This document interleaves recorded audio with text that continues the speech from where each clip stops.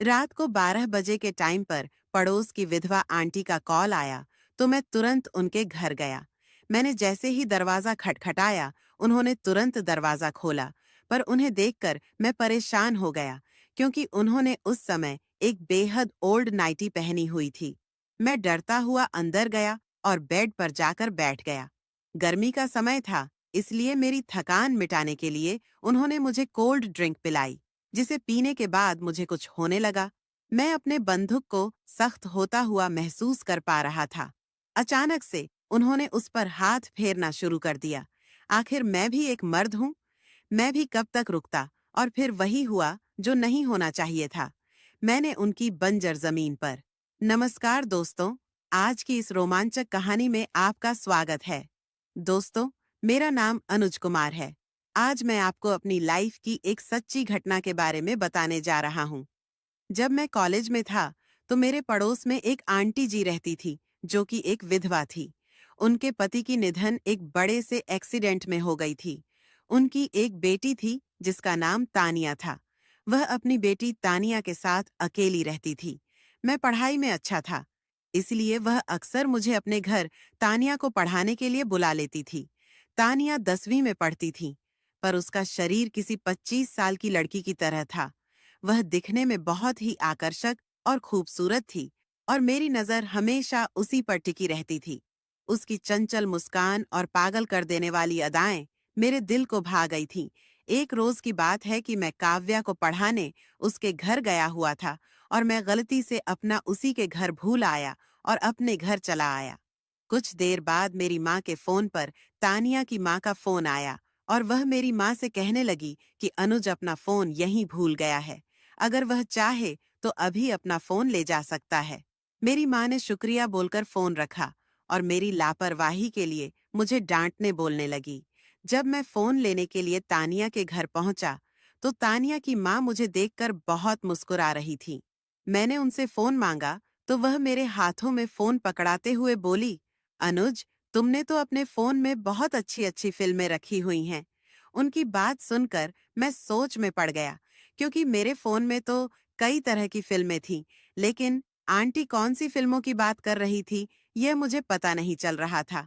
फिर इस बात को पक्का करने के लिए मैंने अनजान बनकर उनसे कहा, थैंक यू आंटी, मगर आप कौन सी फिल्मों की बात कर रहे हो?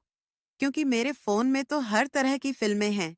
तो वह शरारत भरी मुस्कान के साथ बोली, अनुज, अब इतने भी भोले मत बनो, नहीं तो तुम्हारी मम्मी को सब बता दूंगी कि उनका प्यारा बेटा किस तरह की फिल्में रखता है।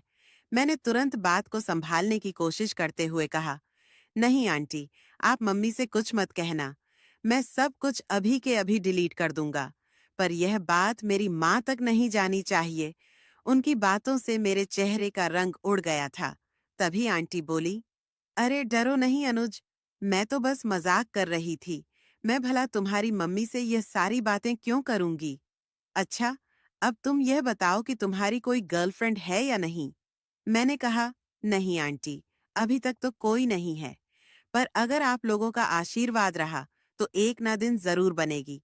मेरी बात सुनकर वह हंसने लगी और बोली, अगर कभी जरूरत पड़े तो मुझे जरूर याद कर लेना। हम अच्छे फ्रेंड तो बन ही सकते हैं। मैंने कहा, हाँ हाँ, क्यों नहीं आंटी। और अब आप मुझे मेरा मोबाइल दे दो, क्योंकि काफी देर हो चुकी है। अब मुझे भी चलना चाहिए। वो मेरे हाथों में फोन पकड़ाते हुए बोली, अनुज, अपने फोन में लॉक लगाकर रखा करो, वरना मेरी तरह हर किसी को पता चल जाएगा कि तुम अपने फोन में क्या रखते हो। मैंने कहा, ठीक है आंटी। और फिर मैं अपना फोन लेकर घर आ गया। रात का खाना खाने के बाद मैं सोने की कोशिश करने लगा, पर मुझे नींद नहीं आ रही थी, क्योंकि मेरे दिमाग में आंटी की बातें ही घूम रही थीं। उस दिन के बाद से आंटी ने मुझे घूरना शुरू कर दिया था। कभी छत पर तो कभी गली में, कभी अपने घर बहाने से बुलाती और मुझे छूने की कोशिश करती थी। ऐसे ही एक दिन जब मैं शाम को उनके घर ट्यूशन देने गया, तो मैंने देखा कि आंटी घर पर अकेली हैं। मैंने आंटी से पूछा, तानिया घर पर नहीं है क्या? आंटी बोली, वो अपने मामा के घर चली गई है। मैंने हैरानी से पूछा, कब आंटी? तो वो बोली कि वो आज सुबह ही तो निकली है। कल रात उसके मामा हमारे यहाँ आए थे। फिर उसका भी जाने का मन कर गया, तो मैंने उसे कुछ दिनों के लिए भेज दिया। मैंने कहा, ठीक है आंटी, जब वह है ही नहीं तो फिर मैं भी चलता हूँ। वह बोली, बेटा, अब आ ही गए हो तो मेरे हाथ की एक कप गर्मा गर्म कॉफी पीकर जाओ। मैं मना कर रहा था, पर वह जबरदस्ती मुझे बिठाकर चाय बनाने चली गई और मैं टीवी देखने लगा। आंटी घर में अकेली थी, तो मैंने सोच लिया कि यहाँ ज्यादा रुकने में कोई फायदा नहीं है, क्योंकि कुछ दिनों से मुझे उनके इरादे ठीक नहीं लग रहे थे। तकरीबन 10 मिनट बाद वह चाय बनाकर ले आई और जब उन्होंने मुझे चाय का कप पकड़ाया तो इसी बहाने मेरा हाथ भी पकड़ लिया। वो बोली, अरे अनुज, तुम्हारा हाथ तो गुलाब की पंखुड़ी की तरह मुलायम है। तुम तो मर्द हो और मैंने सुना है कि मर्दों का हाथ लोहे जैसा सख्त होता है। उनकी ऐसी बातें सुनकर मैं थोड़ा घबराने लगा।